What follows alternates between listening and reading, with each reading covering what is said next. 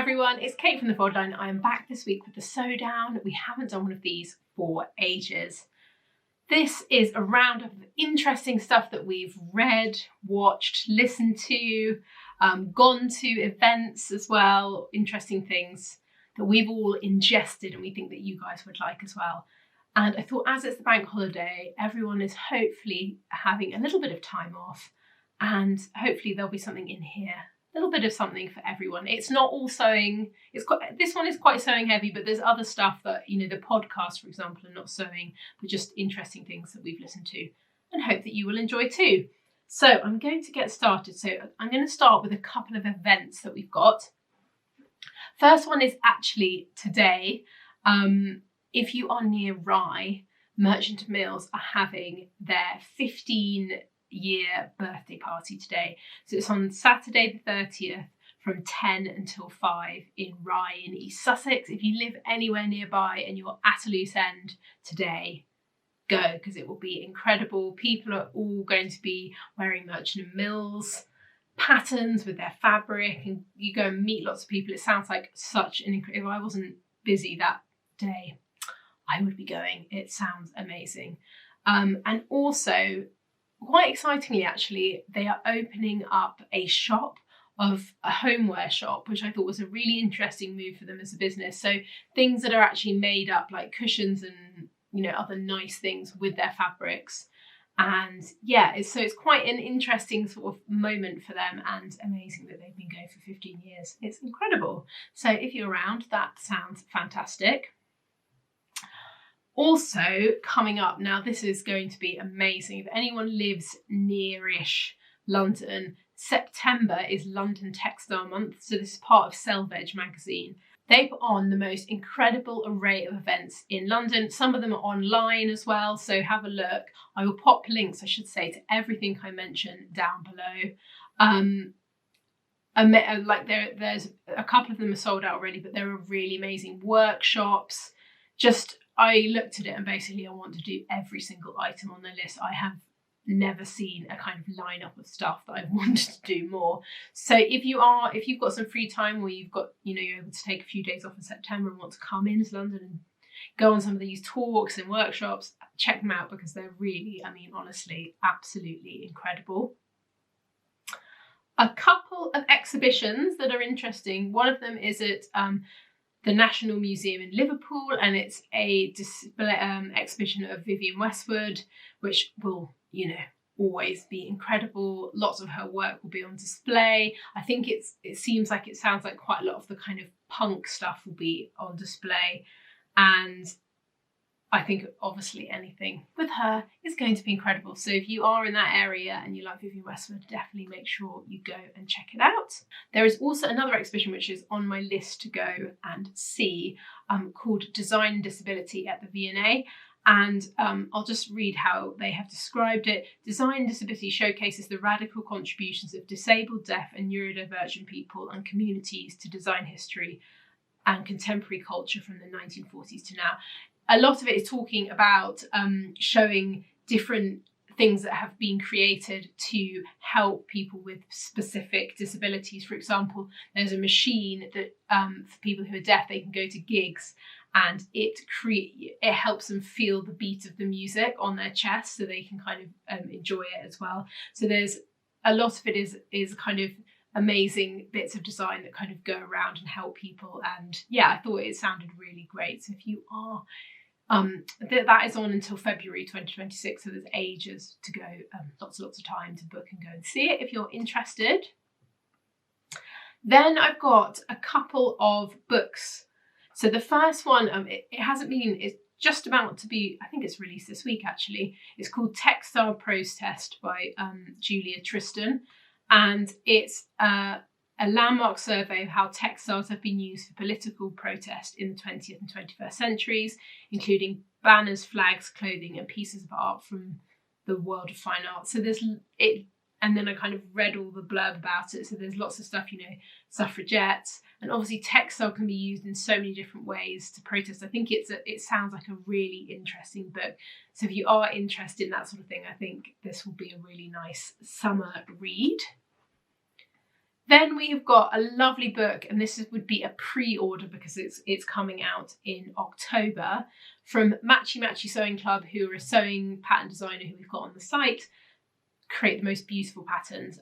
They have got a pattern book out. It's got 12 different patterns, and I think it's designed it's quite beginner friendly. They're patterns that they're kind of new patterns, so they're not ones that are for sale, and I just trust anything that they do. So if you are thinking, I feel like it's quite nice if you pre-order things, and actually makes a big difference to the people. It makes a big difference to them pre-ordering books. So if you are interested, pre-order it, and then you're basically paid for it now. You can forget about it, and it'll feel like a present when it comes through the letterbox in October. Then we've got a lovely little article from The Guardian, and this was from quite a while ago. It's called True Blue, Why the Chore Jacket Just Won't Quit. So those are classic vintage workwear jackets, and why, you know, they're just, everyone loves them. It's a really lovely article. They go through the history of it, and they have people who became sort of known for that item of clothing. You always see them. For example, Monty Don is one of the people who always wears one of those sort of jackets. And the other one is the photographer Bill Cunningham, who I adore. He was an amazing fashion photographer and worked, I mean, I can't remember how old he was when he stopped working, but really old, and he's amazing. And yeah, it's just a really great article. And it sort of leads on actually to stuff to watch, because we've got a few things, actually quite a lot of really nice things to watch at the moment if you like sort of fashion documentaries, which I hadn't really realised, but over the last few months I have actually watched quite a lot of them. So the first one is on Apple TV, and it's called Calendar Girl.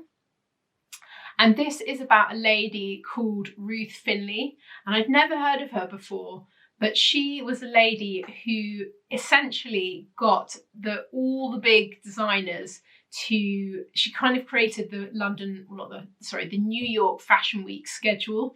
So she would make sure that all the different designers were on at different times, so they weren't all overlapping. And they were sort of saying like she's kind of the unsung hero of the fashion industry. She didn't get loads of recognition for it, but everyone knew who she was. You know, people like Calvin Klein and Ralph Lauren would like move their date of their show if she rang and said this is not going to work. So she sounded like a real powerhouse, and I've watched half of it, and it's a really great documentary. So if you are in the market for one of those, this is a really enjoyable watch. So next up, we've got an amazing documentary, another one, High and Low with John Galliano. This, I think, was my favourite. This is my favourite thing that I've watched over the last few months. I loved it. So a little bit of context. So I was working at Stephen Jones when Galliano was at Dior, and Stephen Jones was the milliner for Dior. So we did quite a lot of stuff with him, and Stephen Jones used to make the hats for John Galliano, the brand. So it was all like very, feels like quite close to home for me. And I was there at the point at which Galliano got fired from Dior, which was obviously this huge public scandal because he got filmed when he was absolutely annihilated, making anti-Semitic comments in a bar. And he went from the top to the bottom in like no time at all. And it was just very interesting hearing him talk about it. And yeah, it's a really great documentary, and just seeing all the clothes, and yeah, it's quite sad as well. But yeah, it's definitely worth a watch. I absolutely loved it. Then we've got another amazing item. It's a short film. It's on Netflix as well, and it's called The Quilters. It's about a group of men who are in a Missouri maximum security prison, and they make quilts for kids in foster care. And this, I found this so emotional watching it. So you only got to be in the quilting department if you had been on like really good behaviour. It was a real privilege to be in there. But each inmate would be given a brief of the kid that they were going to make a quilt for, and then they'd make it for them. And quite a lot of these kids, like, the quilt is the only thing that sort of, they didn't have many possessions, so it was something they could take with them to their foster homes and it just felt like a really lovely storyline, and it was so emotional watching how the men had taken on like the responsibility of these blankets and what they would mean to the children. And yeah, it's really lovely. I think it's only about like half an hour long, but it's really worth watching. I absolutely loved it. Then we've got something really great. It's on YouTube and it is 15 minutes long, and it is Kate Blanchett talking about looking back at some of the costumes that she's worn in different productions. And it was really interesting, really fun watch. And actually someone sent this in to us, and yeah, we all really have enjoyed this. So that's a nice little 15-minute to watch. Then this is another one sent in by someone, and I really loved this. It's half an hour long and it's beautifully shot, and it's about traditional Japanese upcycle hand weaving called, I'm not 100% sure how to pronounce it, so it's sakuri. I probably said that incorrectly, but it's well worth a watch. It's really beautiful and interesting, so I think everyone will really like that. Then we have got one last fashion documentary, and I promise I will stop banging on about them. This one is great. It's on YouTube. It's called A Sense of Beauty, a documentary film by Oscar de la Renta, and they're following his documenting his pre-fall. I think it's 2024. A development of the collection, and you get to see how everything's made. Basically, if you're like us, sewing nerds, you will love it because you get to see all the kind of behind the scenes stuff. And yeah, it's great. And that's about an hour, so it's quite a long one on YouTube, but it's really worth a watch. Last but not least, on the watching front, if anyone didn't see, I interviewed Patrick Grant from the Sewing Bee last week or a couple of weeks ago, and he was talking about all the kind of behind the scenes stuff of the Sewing Bee. It was really fun to interview him. Then I do a little quick fire round at the end. And yeah, so if you've ever wanted to know like how it actually works, how long the days are, all of that sort of behind the scenes stuff, that's kind of what I kind of went on a deep dive with him in. So it's really worth a watch if you're interested in Sewing Bee stuff. Then we've got podcasts. Now, usually I have loads, and I will admit that I have been cheating on podcasts with audiobooks at the moment. So I've gone very book heavy in the last few months. So there aren't loads of new things, but I've got 3 that I have really enjoyed. So the first one is with Ryland. It's a BBC Sounds. It's you can listen to it anywhere, and it's How to Be in Love. And I saw this, and I actually listened to it. I think I got advertised it when I was listening to another podcast, and it wouldn't have been something I necessarily would have headed towards, but the conversation sounded really interesting. So I listened to one, then I went back and listened to them, and they're really beautiful conversations about what love means to people. And he's interviewing quite kind of actually really quite famous people, and yeah, they just have really interesting conversations.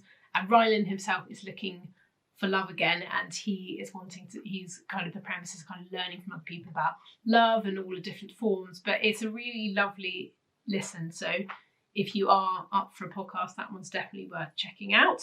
So next up, I'm sorry, there's always going to be a little bit of true crime in here. So this is called Stolen Sister, and it's the story of Elizabeth Plucknett, a 23-year-old from Dublin who was murdered by Ireland's first serial killers. And these 2 guys, what they call John Shaw and Jeffrey Evans, they used to go out, I think it was every weekend, and murder someone. I mean, it's absolutely horrific. But anyway, interestingly, this case in particular, I think they had admitted it, but never actually got charged. And so I'm only just starting it, so I haven't got fully into it, but it's going to be really good, I can tell, and it's produced really well. So that one is there. Now, last but not least, this one is a little bit Marmitey, but I thought I would mention it. So this one is called The Affair with Anna Williamson, and Anna is interviewing people who are having affairs. And I have really, basically, if you're quite nosy, you will probably enjoy this. So you get to hear it from all different sides. There's the people who are talking who have had it happen to them. You've got the people who are actually within the affair, and you find out loads of family history. And I think, so my dad had an affair and left my mum, and so I always am fascinated by people who would take that risk to their family. So basically, if you're a bit nosy, you will enjoy this. So yeah, that is it from me. I hope that was good and you found something interesting. I feel like there's something for everyone in this, but yeah, enjoy your lovely long weekend and I'll be back soon with another video. Bye.